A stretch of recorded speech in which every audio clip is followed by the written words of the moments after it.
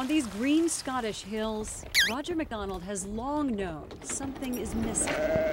Wandering about on the hills and seeing old tree roots in the peat. Old roots where there once were trees. Scotland is full of these green, wide vistas, but 1,000 years ago, much of this was forest. It took centuries of logging, smelting, and farming to make it look like it does today.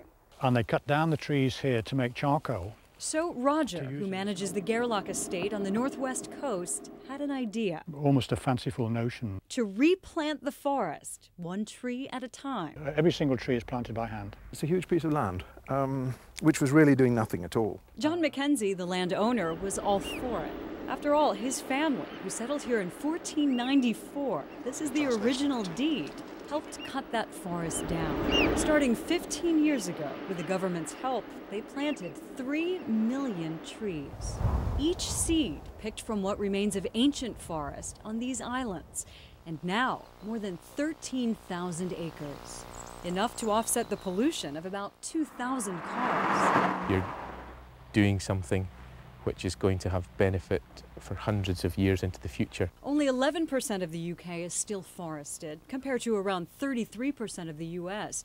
This is one of the largest single reforestation efforts in the world. This is going to keep going.